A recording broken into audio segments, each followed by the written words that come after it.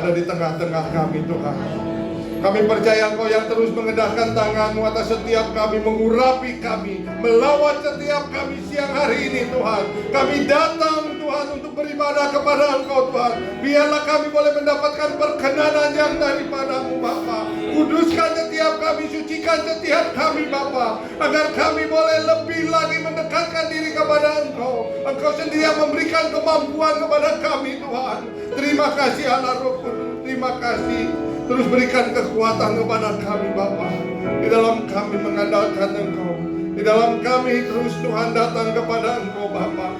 Di masa-masa yang sulit, di masa-masa yang sukar Tuhan, di mana dunia yang tidak menentu Tuhan, kami percaya kami memiliki Allah yang dahsyat, Allah yang terus memegang kami dengan tangan kanan-Mu dan membawa kami kepada kemenangan, Allah yang terus berjalan di depan kami, memimpin setiap hidup kami, memimpin setiap langkah kami Bapa. Terima kasih, ini kami umat-Mu Tuhan. Kami mengucap syukur untuk kesempatan yang Tuhan berikan kepada kami. Kami masih boleh beribadah kepada Engkau. Terima kasih atas segala kebaikan-Mu Tuhan. Terus jamah umat-Mu Tuhan, lawat setiap umat-Mu Tuhan. Hamba-Mu berdoa Tuhan, tidak ada satu orang pun Tuhan yang terlewatkan Bapa. Semuanya dilawat, semuanya dijamah. Mari Allah Roh Kudus bekerjalah semewah-mewahnya di tempat ini. Shikaralabaya karalabaya. Hamba tidak tahu Tuhan, pergumulan apa yang dihadapi oleh anak-anak-Mu di tempat ini, oleh umat-Mu di tempat ini. Yang hamba tahu dan yang hamba percaya, Engkau Allah yang lebih besar dari segala pergumulan masalah kami. Engkau Allah yang sanggup dan mampu menyelesaikan apapun pergumulan masalah kami. Karena Engkau Allah kami yang dahsyat, Engkau Allah yang ajaib. Saat ini Tuhan kami mendeklarasikan, mujizat-Mu terjadi, mujizat-Mu terjadi, kesembuhan ilahi terjadi Tuhan, kelepasan terjadi. Berikan kelegaan kepada setiap anak-anak-Mu Tuhan yang hadir di siang hari ini Bapa. Hamba merasakan urapan-Mu Tuhan, hamba merasakan lawatan-Mu Tuhan. Biarlah Tuhan setiap kami boleh Tuhan semakin hari semakin Tuhan mendekatkan diri kepada Engkau Bapa. Karena dengan mendekatkan diri kepada Engkau Tuhan, Kau yang memberikan kepada kami kemenangan, Kau yang memberikan kepada kami kekuatan, Kau yang memberikan kepada kami Tuhan berkat-berkat yang di luar nalar kami Tuhan. Berkat-berkat supranatural terjadi atas kehidupan kami Bapa. Biarlah faktor Tuhan itu Tuhan yang menentukan setiap kami. Di dalam kami mengiringi Engkau, kami perlu faktor Tuhan. Kami perlu butuh faktor Tuhan. Terima kasih Bapa. Terima kasih. Terima kasih. Kalau nanti kami juga Tuhan akan menyambut tubuh dan darah melalui perjamuan kudus, Tuhan terus selidiki hati kami. Ampuni dosa dan kesalahan kami. Jangan ada dosa-dosa kami yang menghalangi kami Tuhan untuk menerima tubuh dan darah-Mu Tuhan. Biarlah Tuhan kami boleh mengingatkan akan pengorbanan-Mu di kayu salib. Kami boleh mengingat keselamatan yang sudah Tuhan berikan, merupakan suatu anugerah bagi setiap kami Bapa. Terima kasih Tuhan Yesus Kristus. Terima kasih. Terus pimpin kami, urapi setiap kami Bapa. Kami mau diberkati melalui kebenaran firman-Mu. Kami mau dengar-dengaran akan firman-Mu, dan kami mau menjadi pelaku-pelaku firman-Mu Tuhan. Terima kasih Bapa. Lawat setiap jemaat-Mu Tuhan yang datang siang hari ini Tuhan. Begitu juga hamba-Mu Tuhan, hamba mohon pengurapan yang daripada-Mu secara khusus Tuhan. Hamba tidak mampu, hamba tidak bisa, hamba tidak sanggup, tanpa Engkau yang mengurapi hamba-Mu ini Tuhan. Hamba tidak bisa apa-apa Tuhan. Hanya kekuatan yang daripada-Mu, hanya hikmat pewahyuan yang daripada-Mu, hanya pimpinan yang daripada-Mu yang memampukan hamba-Mu untuk menyampaikan isi hati-Mu Bapa. Berbicaralah melalui lidah bibir mulut hamba-Mu ini Tuhan. Pakai sepenuhnya Tuhan lidah bibir mulut hamba-Mu, dan sembunyikan hamba di balik salib-Mu Tuhan. Biar hanya Engkau yang dimuliakan di tempat ini. Hanya Engkau yang semakin besar Tuhan, dan hamba-Mu semakin kecil Bapa. Terima kasih Tuhan Yesus Kristus. Terima kasih ya Aba ya Bapa. Sebentar kami akan duduk diam di kaki-Mu, mendengarkan kebenaran firman-Mu dan menerima berkat yang daripada-Mu. Terpuji-pujilah ya Allah kami yang hidup di dalam dan demi nama Tuhan Yesus Kristus, kita yang siap diberkati oleh Tuhan. Haleluya, sama-sama katakan amin. Kita angkat Alkitab kita di tangan kanan kita. Kita akan sama-sama mendeklarasikan firman Tuhan dengan iman yang sungguh-sungguh. Kita akan deklarasikan dalam hitungan yang ketiga, 2, 3. Aku percaya firman-Mu berkuasa. Aku percaya firman-Mu dapat mengubah seluruh hidupku. Aku percaya firman ini adalah Tuhan sendiri. Aku siap untuk menerimanya dan melakukannya dalam nama Yesus. Haleluya, amin. Silakan duduk Bapak Ibu Saudara. Shalom. Nah, sebelum firman Tuhan disampaikan, saya minta persembahan dibawa ke depan. Kita akan sama-sama berdoa untuk persembahan buah sulung yang tadi sudah kita kumpulkan. Dan persembahan buah sulung ini sebagai ucapan terima kasih kita, sebagai ucapan syukur kita untuk hasil pertama di tahun ini. Dan buah sulung ini akan kita serahkan ke pusat dan nantinya akan dibagikan buat para imam atau para full timer yang ada di pusat ya. Kak Febri tolong dibawa ke depan persembahan. Kita akan sama-sama berdoa. Saya undang Bapak Ibu Saudara untuk mengangkat tangan, mengarahkan tangan kepada persembahan ini ya. Kita akan berdoa. Ayo arahkan tangan untuk persembahan ini. Bapak, kembali kami datang ke hadirat-Mu. Kami mengucap syukur, terima kasih atas segala kebaikan-Mu Tuhan. Kami mengucap syukur untuk berkat-berkat yang berkelimpahan yang sudah Tuhan berikan Tuhan. Di awal tahun ini Tuhan, kami boleh menerima berkat supranatural yang Tuhan berikan kepada kami. Kami boleh menerima berkat yang berkelimpahan. Kami boleh menerima berkat damai sejahtera Tuhan. Bahkan Tuhan, kami boleh menerima perlindungan yang sempurna yang daripada-Mu Bapa. Kami mempersembahkan Tuhan buah sulung ini ke dalam tangan-Mu Bapa. Biarlah Tuhan Engkau pakai buah sulung ini Tuhan untuk kemuliaan nama-Mu Tuhan. Dan biarlah Tuhan buah sulung yang sudah kami serahkan ini Tuhan sebagai ucapan tanda kami mengasihi Engkau, tanda kami mengucap syukur atas segala kebaikan-Mu Bapa. Terima kasih Tuhan Yesus Kristus. Hamba berdoa Tuhan untuk setiap kami yang sudah mengumpulkan persembahan sulung ini. Tuhan yang terus memberkati keluarga rumah tangganya. Tuhan memberkati bisnis pekerjaannya. Bahkan pelayanannya Tuhan berkati Bapa. Kemanapun mereka keluar, kemanapun mereka masuk Tuhan, berkat Tuhan selalu mengiringi mereka Bapa. Terima kasih Tuhan Yesus Kristus. Terima kasih untuk semua Tuhan anugerah dan kebaikan-Mu. Terpuji-pujilah ya Allah kami yang hidup di dalam dan demi nama Tuhan Yesus Kristus. Haleluya, amin ya. Terima kasih Bu Era ya. Terima kasih untuk Bapak Ibu Saudara juga yang sudah taat akan kebenaran firman Tuhan, sehingga di awal bulan ini kita boleh mengembalikan persembahan sulung ini ya. Kita hanya taat aja dan percaya Tuhan yang bekerja buat setiap kita. Amin, Tuhan yang berperang. Nah, khotbah ini masih di tahun Amanat Agung atau the year of the Great Commission ya. Dan tentunya kalau kita berbicara tentang amanat agung, yang ada di benak kita adalah kita harus menjadi saksi ya.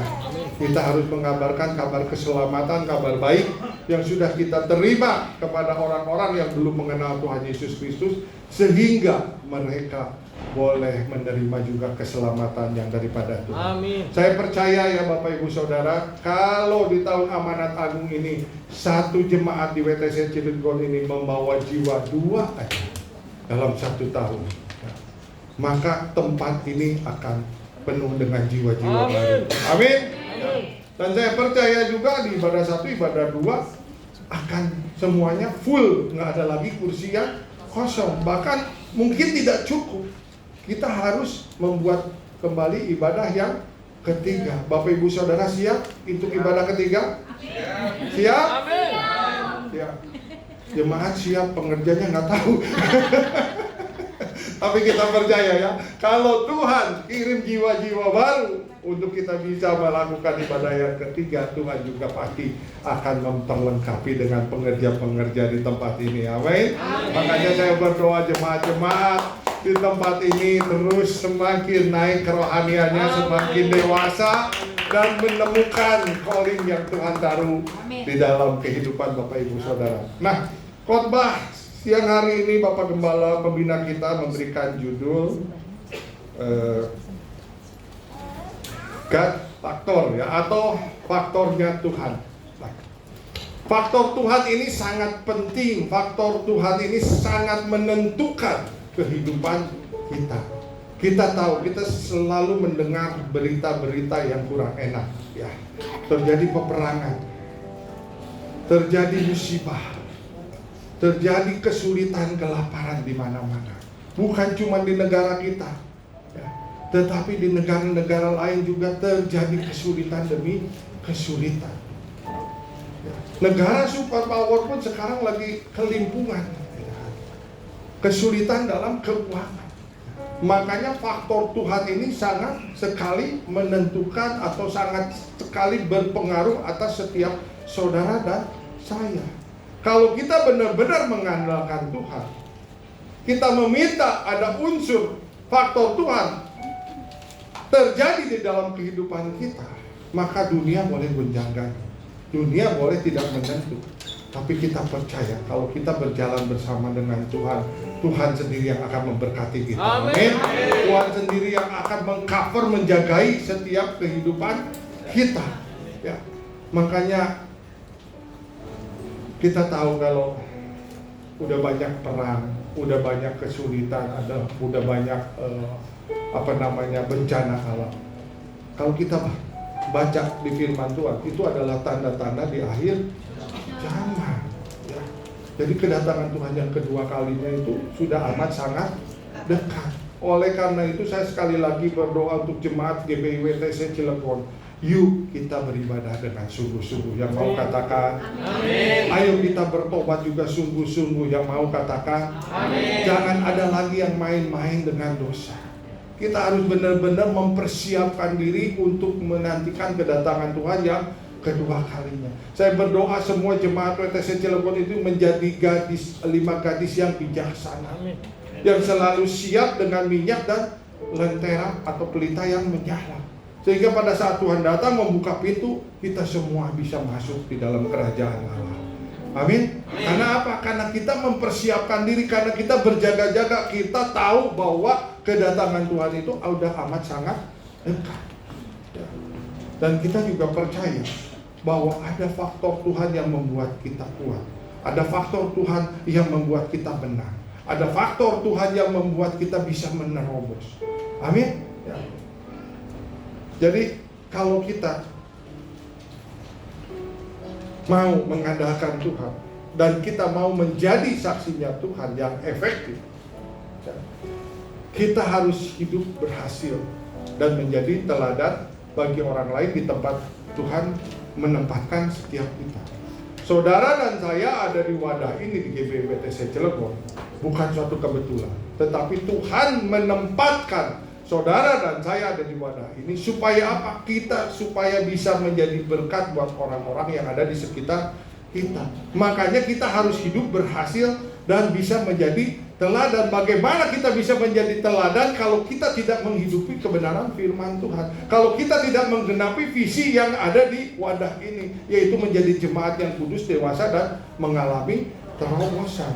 Kalau kita berhasil, tentunya kesaksian kita akan sangat efektif. Kalau kita berhasil, tentu kita bisa mencontoh atau memberikan teladan bagi orang-orang yang ada di sekitar kita. Amin. Saudara mau jadi saksi Kristus? Amin. Di tahun amanat agung itu memang tugas kita. Kita harus menjadi saksi Kristus. Yuk, sekarang kita buka firman Tuhan dulu ya. Saya percaya semua membawa Alkitab ya. Beberapa anak-anak muda pasti bawa HP yang sudah mendownload Alkitab ya. Kita buka di dalam Yohanes 3 ayat yang ke-31. Yohanes 3 ayat yang ke-31. Yang sudah ketemu katakan amin. Amin. Ya. Kita akan baca bersama-sama dalam hitungan yang ketiga ya. Yohanes 3 ayat yang ke-31. 2, 3. Siapa yang berasal?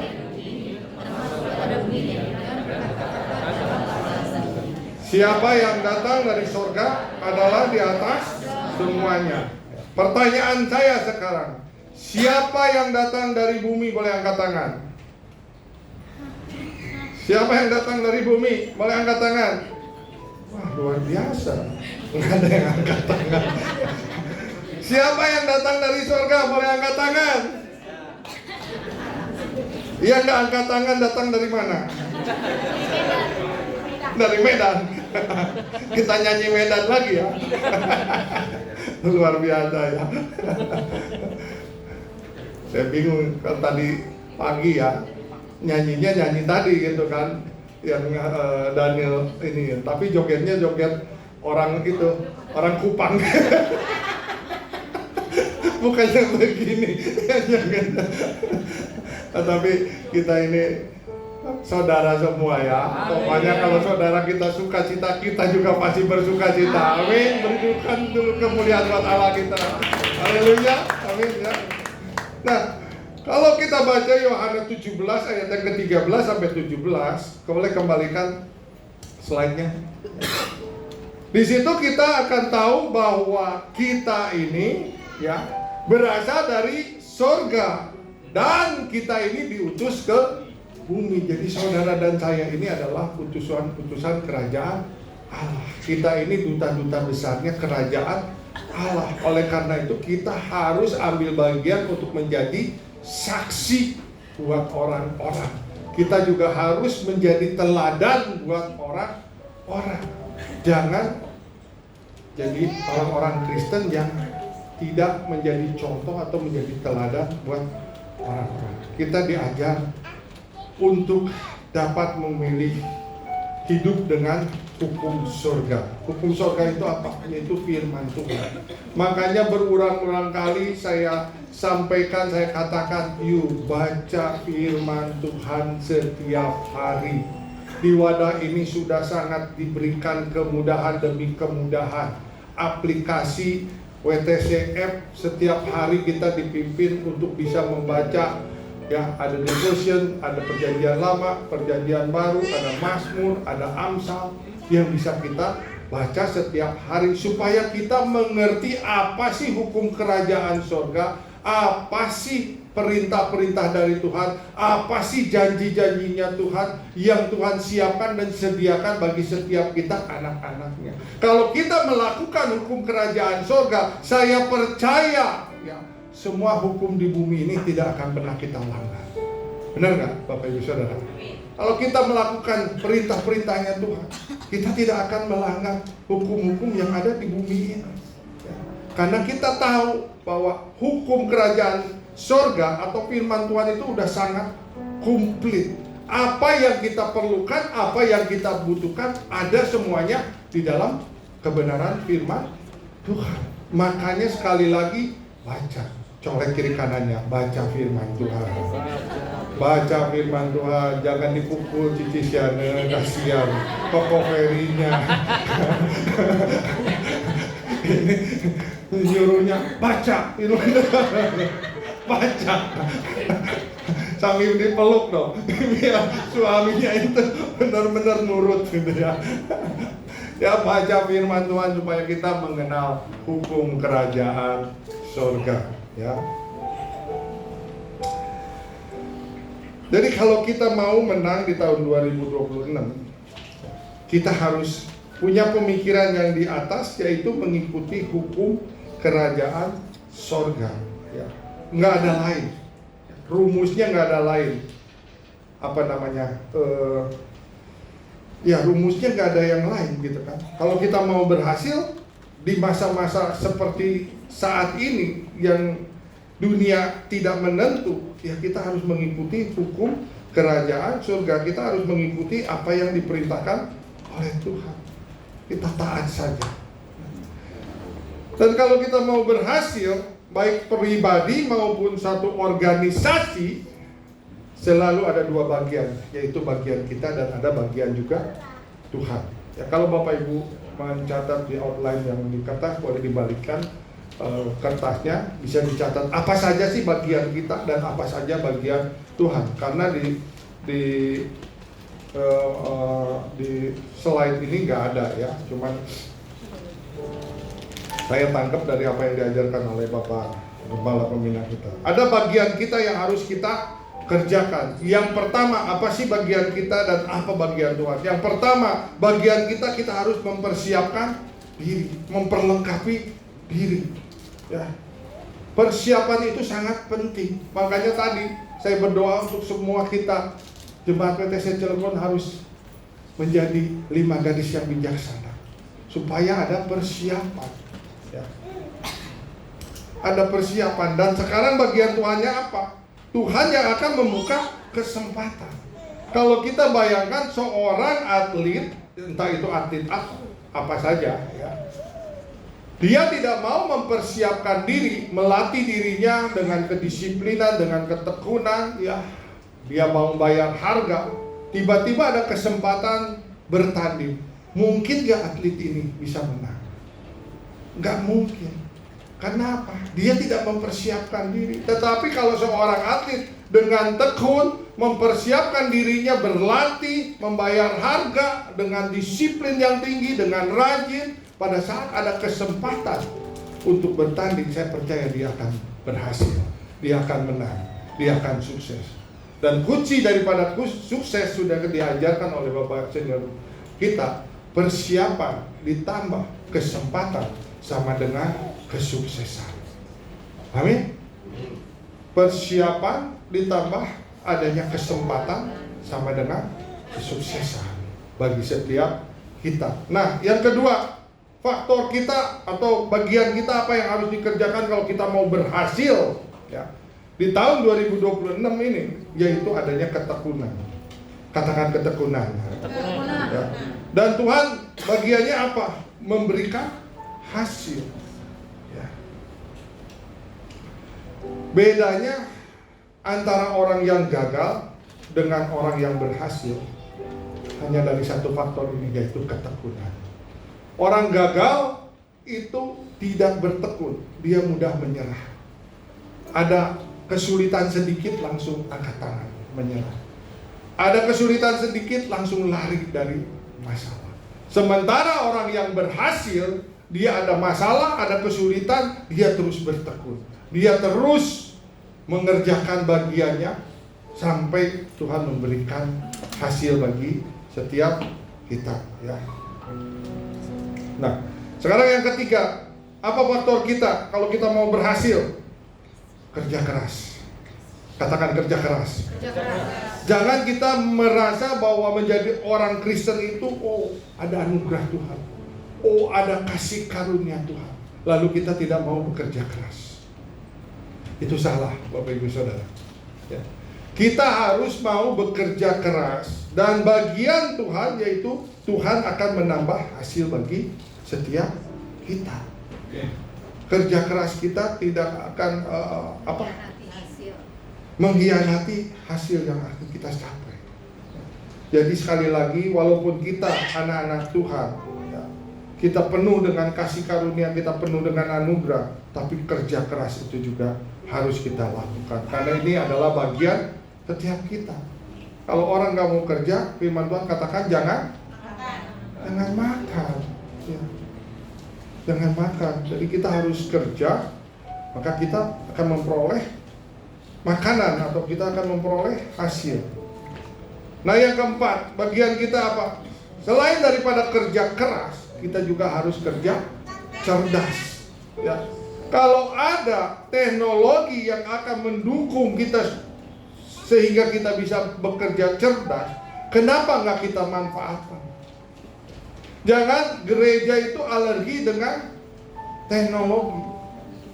Jangan gereja berkata teknologi itu haram. Amin. Gereja membutuhkan teknologi untuk supaya lebih kerjanya efisien, lebih mudah.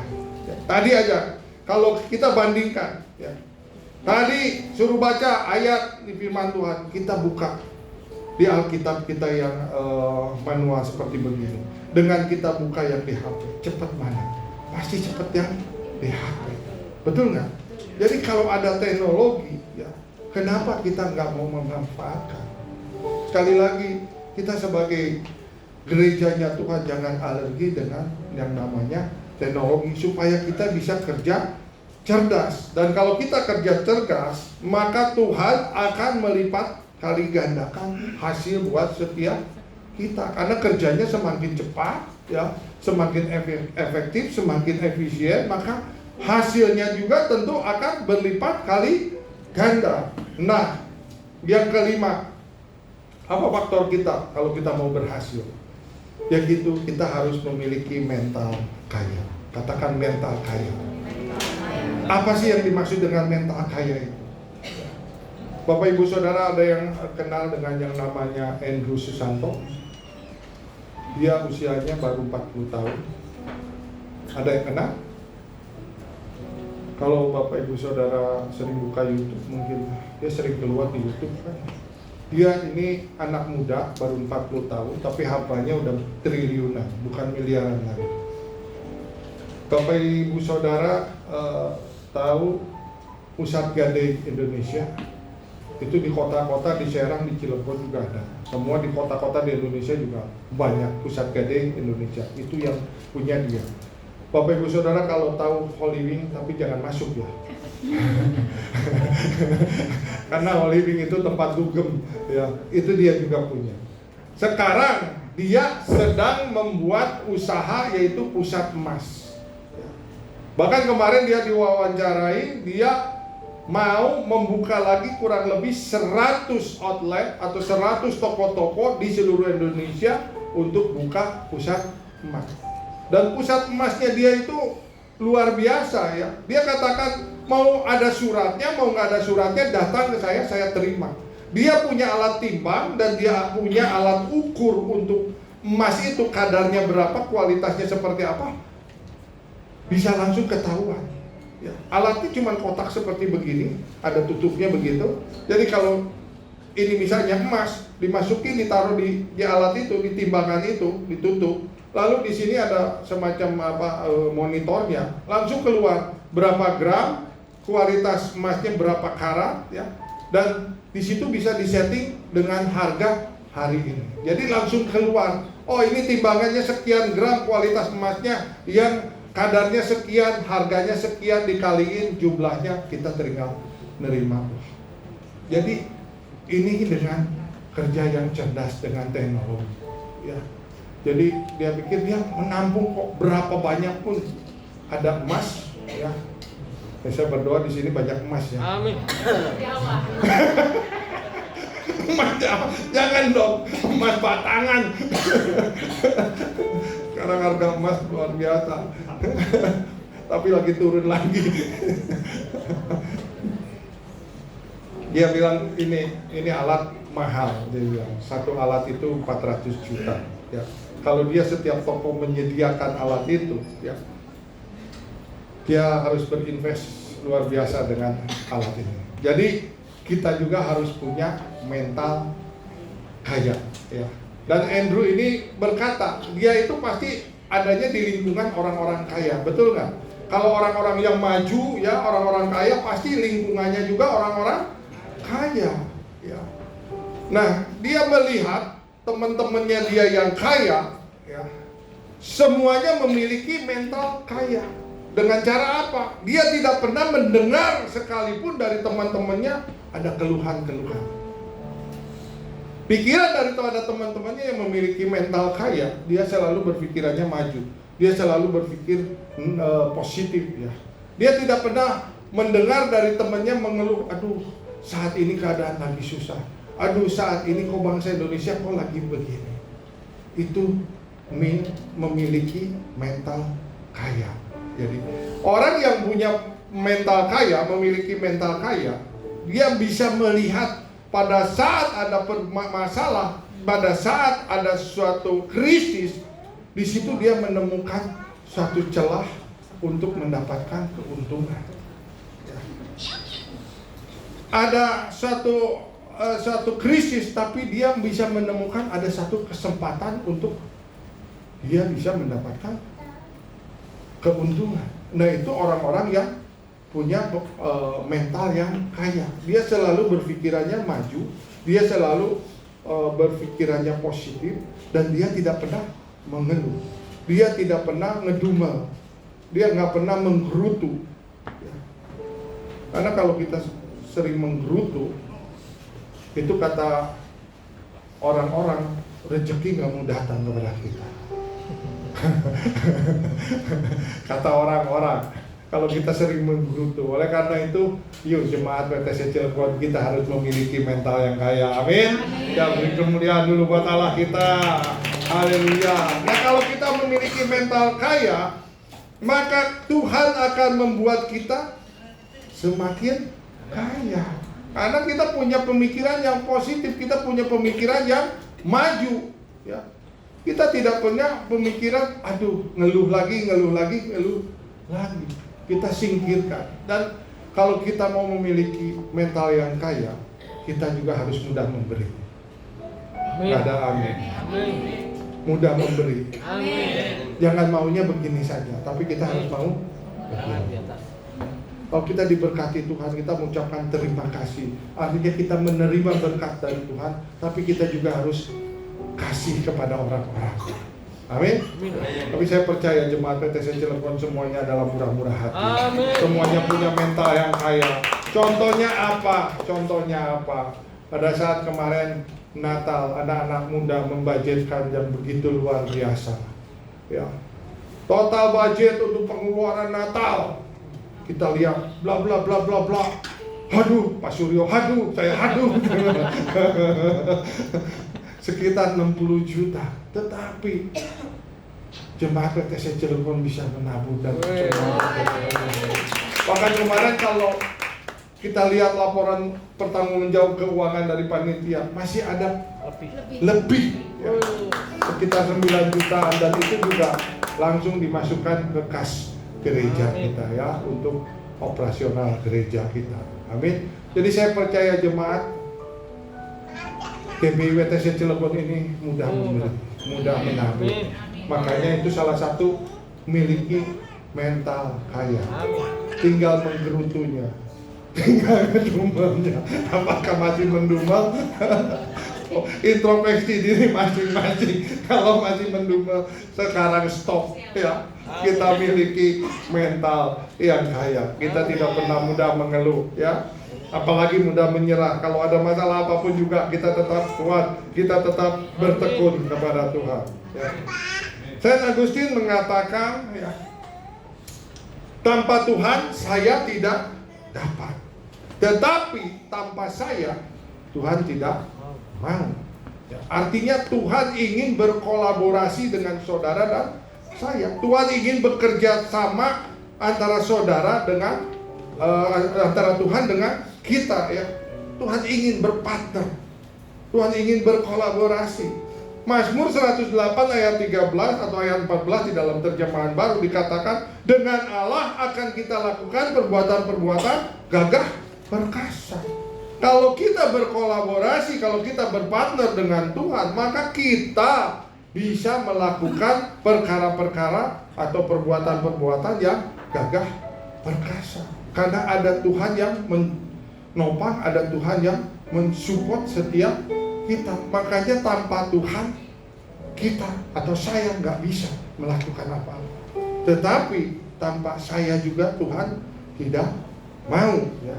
Ini harus kita ingatkan. Makanya tadi sebelumnya ada bagian saudara, ada bagian Tuhan yang akan dikerjakan. Tuhan selalu ingin bekerja sama dengan setiap kita ya.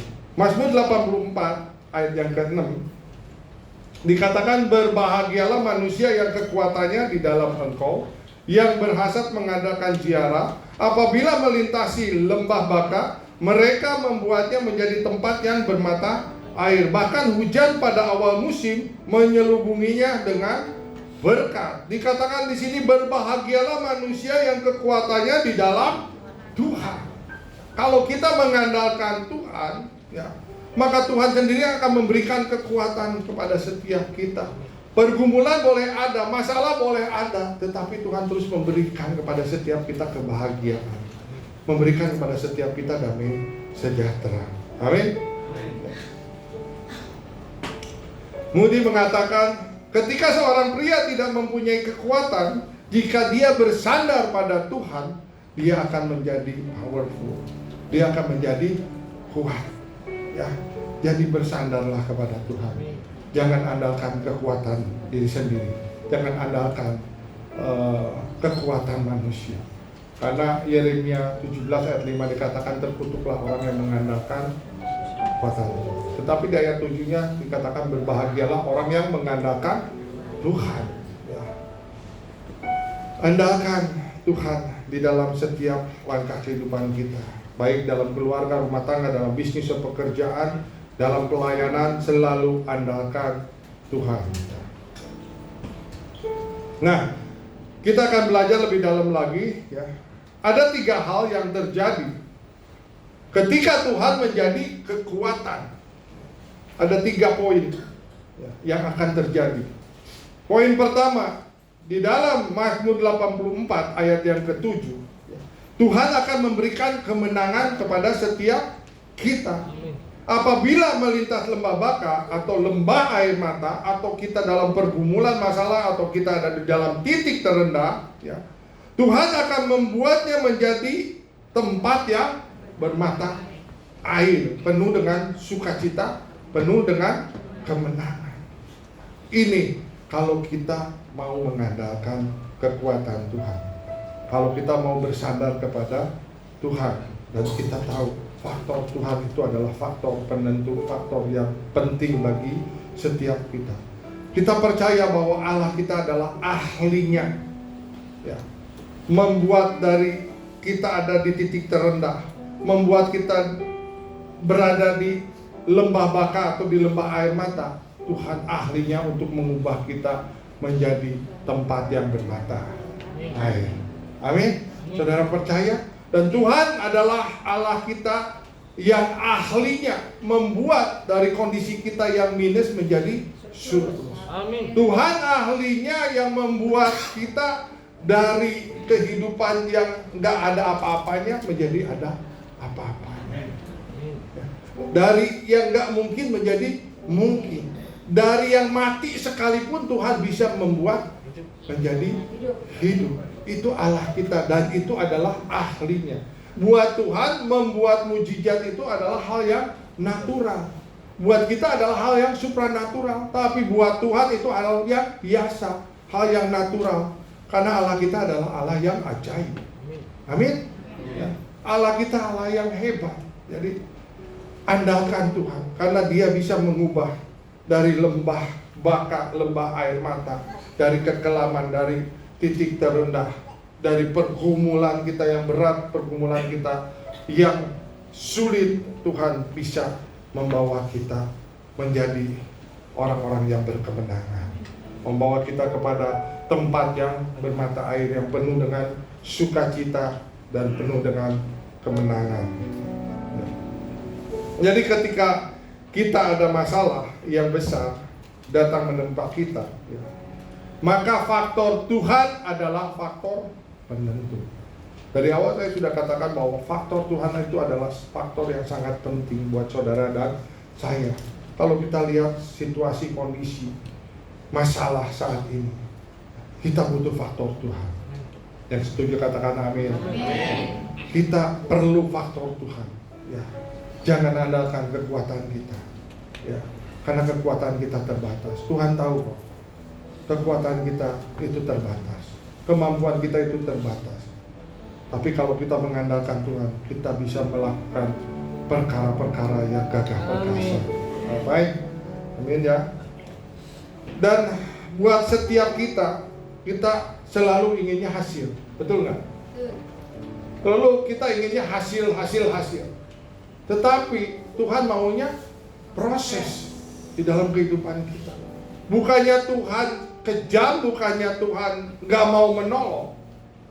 Tuhan ingin melihat di dalam proses itu kita punya kerinduan untuk lebih lagi mendekatkan diri kepada Tuhan, kita punya kerinduan untuk lebih lagi mencari Tuhan, kita punya respon yang bagus, yang baik ya pada saat ada di dalam proses. Sehingga ya, pada saat kita ada di proses ya, kita mengalami perubahan. Ini yang paling penting. Tuhan ingin supaya saudara dan saya ini berubah. Saudara dan saya bukan menjadi orang-orang Kristen yang biasa-biasa saja ya. Saudara dan saya, Tuhan ingin supaya kita menjadi orang-orang Kristen yang radikal, yang militan, yang benar-benar bergantung kepada Tuhan, percaya iman kita benar-benar sungguh-sungguh kepada Tuhan. Itu yang Tuhan mau. Kalau di dalam proses kita mengalami perubahan, paradigma kita, cara berpikir kita, cara berbicara kita mengalami perubahan, itu yang Tuhan mau ya. Karena Tuhan ingin supaya setiap kita serupa dengan Kristus ya. Kita yang tadinya nggak murah hati jadi murah hati. Kita yang tadinya nggak sabaran menjadi yang panjang sabar. Kita yang tadinya egois, Tuhan ingin supaya kita berubah menjadi orang yang gak egois, yang mementingkan juga, memperhatikan juga orang-orang yang ada di sekitar kita, bisa mengerti orang-orang yang ada di sekitar kita. Ini yang Tuhan mau. Kenapa Tuhan senang dengan proses ya. Dan Tuhan juga senang kalau kita punya masalah ya, atau kita punya pergumulan, atau kita ada di lembah air mata, kita datang kepada Tuhan. Sama seperti kita juga orang tua ya. Kalau anak kita ada masalah, anak kita datang kepada kita, menyampaikan masalahnya, kita kasih solusi, kita kasih jalan keluarnya, kita tolong anak-anak kita. Itu juga yang menjadi kesenangan kita. Begitu juga Bapa kita di surga. Kalau kita datang kepada Tuhan pada saat kita ada masalah ya, itu Tuhan senang. Kita boleh datang dengan masalah kepada Tuhan, tetapi pada saat kita pulang, kita akan membawa kekuatan dari Tuhan. Amin. Jangan datang kepada manusia mentang-mentang ada bestie kita. Sini ada yang punya bestie? Daerah semua punya bestie ya. Teman dekat itu ya. Karena teman dekat lalu kita curhat sama teman dekat. Jeng, saya punya masalah nih Jeng. Masalahnya gini Jeng. Selesai kita ke bestie kita curhat, lalu bestie ini pergi ke bestinya lagi. Dia punya bestie lagi gitu di luaran. Kamu mau denger nggak? Tapi ini cuma buat kamu aja ya. Jangan bilang-bilang sama siapa-siapa. Si itu punya masalah bla bla bla bla bla begini. Jadi intinya apa? Kalau kita curhat sama manusia, maka akan bocor. Kalau kita curhat sama manusia, bukan solusi yang didapatkan, tetapi malah aib kita yang dibicarakan kepada orang-orang. Makanya kalau kita punya masalah, datanglah kepada Tuhan. Karena Tuhan tidak akan membocorkan. Bahkan Tuhan benar-benar dengan tulus mau menolong setiap saudara dan saya. Amin. Ya. Inilah Allah kita yang baik, Allah kita yang hebat. Tuhan senang kalau kita datang kepadanya terus curhat dengan tulus ya. Apapun juga masalah kita, apapun juga, kita mau meler-meler, menangis-nangis, terserah. Tuhan mau mendengarkan keluhan kita, dan Tuhan mau menolong setiap kita. Dan itu kesenangan buat Tuhan, karena Tuhan itu rindu untuk memberkati setiap kita. Tuhan rindu untuk mengangkat setiap kita, sehingga kita menjadi orang-orang yang diberkati dan berfungsi bagi orang-orang yang ada di sekitar kita. Amin. Jadi sekali lagi, faktor Tuhan adalah faktor penentu, adalah faktor yang penting bagi setiap kita. Watchman ini mengatakan di sini, di luar Kristus aku tidak bisa, di dalam Kristus aku lebih dari mampu, di luar Kristus aku telah kalah, di dalam Kristus aku sudah menang. Ya. Jadi di luar Tuhan kita tidak bisa menang. Di luar Tuhan kita tidak mampu. Tetapi kalau kita ada di dalam Tuhan, Tuhan memberikan kemenangan dan kemampuan kepada setiap kita.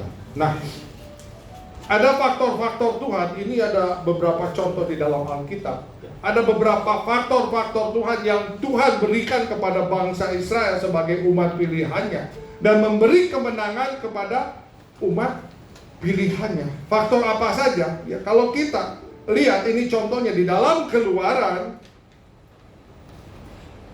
23 ayat 28 sampai 29. Di sini dikatakan ketika Israel mengusir orang Het, orang Hewi, dan orang Kanaan, Tuhan melepaskan binatang tabuhan menghalau mereka sehingga Israel dapat menduduki tanah Kanaan.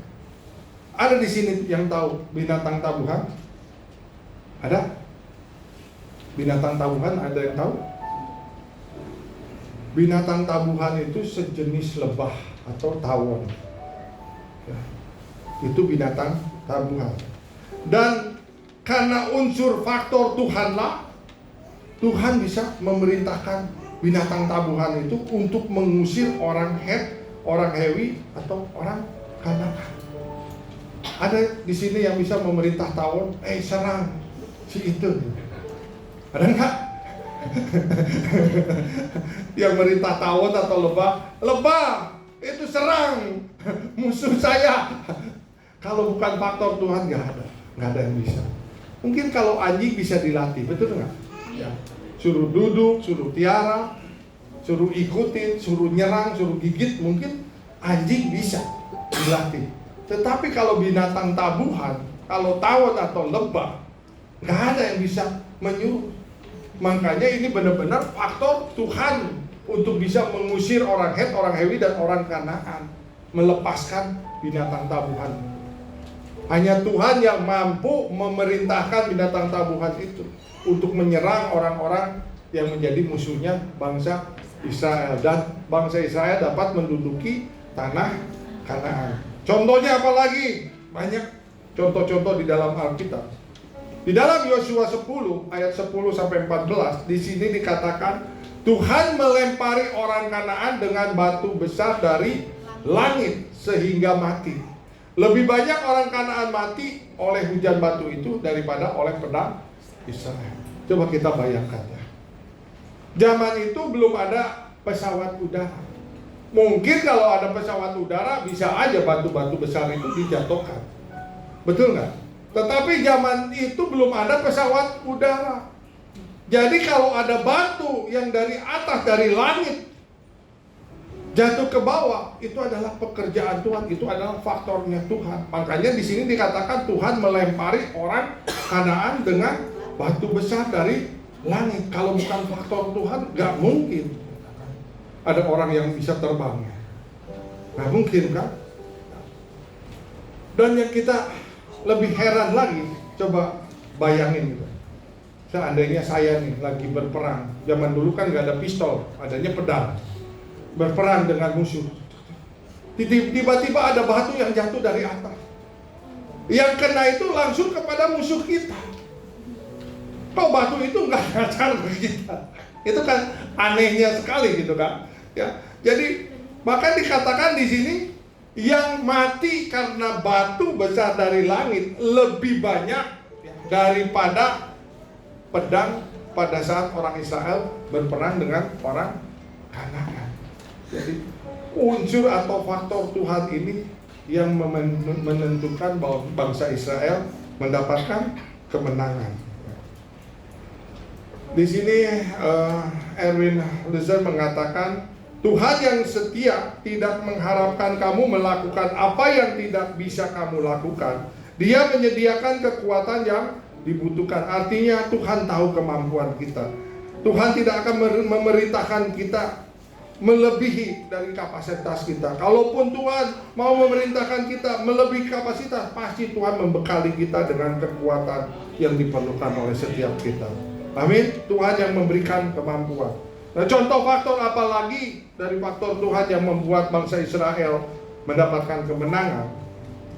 Di dalam Hakim-Hakim 7 ayat 19-21, ketika Gideon dan pasukannya meniup sangkakala, Tuhan menciptakan kekacauan di pihak musuh sehingga mereka melarikan diri. Hanya mendengar tiupan sangkakala, maka musuh-musuh dari Gideon menjadi kacau.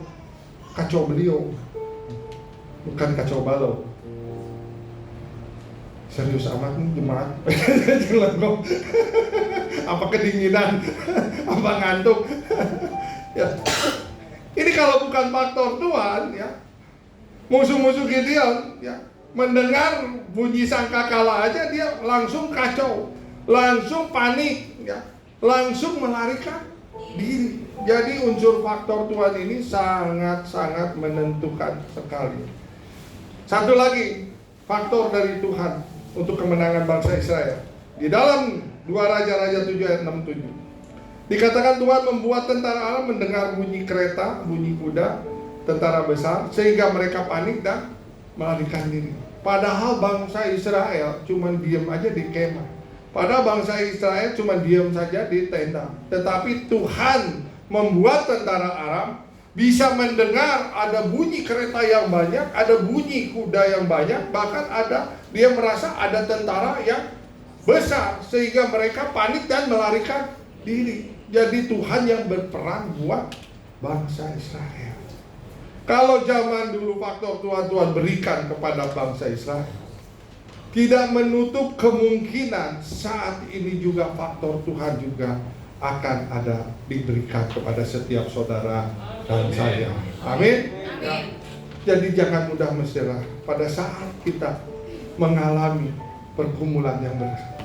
Kita percaya Tuhan yang membela kita, Tuhan yang bekerja buat kita, Tuhan yang berperang buat setiap kita, sehingga kemenangan boleh kita raih. Beri kemuliaan buat Allah kita.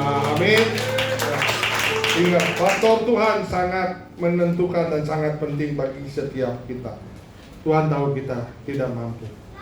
Jack Hill mengatakan di sini, Tuhan tidak pernah memberi kita sesuatu untuk dilakukan tanpa memberi kita kekuatan untuk melakukannya. Sekarang yang kedua, kalau kita mengandalkan kekuatan Tuhan, tadi yang pertama, Tuhan akan memberikan kemenangan kepada saudara dan saya. Yang kedua, kalau kita mengandalkan Tuhan, kalau kita bersandar kepada kekuatan Tuhan, maka di dalam Mazmur 84 ayat yang 7 dikatakan di sini kita akan memperoleh berkat. Ada hujan waktu awal musim, menyelubunginya dengan berkat. Maksudnya apa? Biasanya hujan waktu awal musim, para petani baru menabur, betul nggak? Para petani baru menanam tanamannya. Tetapi di sini dikatakan ada percepatan, ada hujan awal, hujan akhir. Walaupun baru kita menanam, baru kita menabur, ya, di awal musim, langsung diselubungi dengan berkat-berkatnya Tuhan. Apa yang ditanam, apa yang ditabur langsung tumbuh dengan cepat dan langsung menghasilkan buah. Ada percepatan kalau kita mengandalkan kekuatan Tuhan, kalau kita bersandar kepada Tuhan. Amin. Ya. Kendra, boleh dibantu multimedia. Kendra Tirman mengatakan, kamu lebih kuat dari yang kamu pikir, karena kekuatan Tuhan yang maha kuasa tersedia bagi kamu. Kekuatanmu diperbaharui ketika kamu percaya kepada Tuhan. Amin. Ya. Kita harus paham dan mengerti bahwa ada kekuatan di dalam diri kita, dan itu, kekuatan itu diberikan oleh Tuhan, disediakan bagi setiap kita, ya. Disediakan oleh Tuhan bagi setiap kita, ya. Dan kekuatan itu diperbarui dengan kalau kita percaya kepada Tuhan, kalau kita mengandalkan Tuhan atau bersandar kepada Tuhan. Ini yang jemaat PTC Cilegon senang, yaitu slide yang terakhir. Sudah gitu, ayo kita pulang kita arisan, kita makan-makan. Amin. Semangat dong, ini yang slide yang terakhir, harus semangat. Ya. Kalau kita mengandalkan Tuhan, bersandar kepada Tuhan, Tuhan akan menjadikan saudara dan saya kuat. Di dalam Mazmur 84 ayat yang ke-8 dikatakan mereka berjalan makin lama makin kuat, hendak menghadap Allah di Sion. Sekarang pertanyaannya, kalau saat ini kita sedang ada dalam pergumulan, ada dalam masalah yang sangat berat, bahkan kita ada di dalam titik terendah, kalau kita berjalan begini atau begini, kalau kita dalam masalah yang berat, kita berjalannya begini masih gagah, atau kita loyo begini? Kalau kita biasanya dalam pergumulan yang berat, masalah yang berat, ya, pasti kita berjalannya semakin loyo, semakin lelah, semakin letih, banyak bebannya katanya. Bahkan mukanya juga tidak ceria, betul nggak? Mukanya lesu, ya, mukanya nggak bersemangat, mukanya kusam. Tapi kalau kita mengandalkan Tuhan, ya, firman Tuhan katakan di sini mereka berjalan makin lama makin kuat. Walaupun ada masalah, tapi kita berjalannya tetap gagah, kita berjalannya tetap tegak begitu. Bahkan muka kita tetap berseri-seri, ya, atau glowing gitu ya. Muka kita glowing gitu. Walaupun kita masih punya masalah, walaupun kita ada di dalam lembah air mata, walaupun kita ada di titik terendah, tapi kita tetap berjalan masih kuat. Muka kita juga tetap berseri-seri karena kita percaya ada faktor Tuhan, ada unsur Tuhan yang membela setiap kita. Amin. Tuhan Yesus memberkati kita semua. Saya undang WL singer dan pemain musik. Kita akan masuk di dalam perjamuan kudus. Perjamuan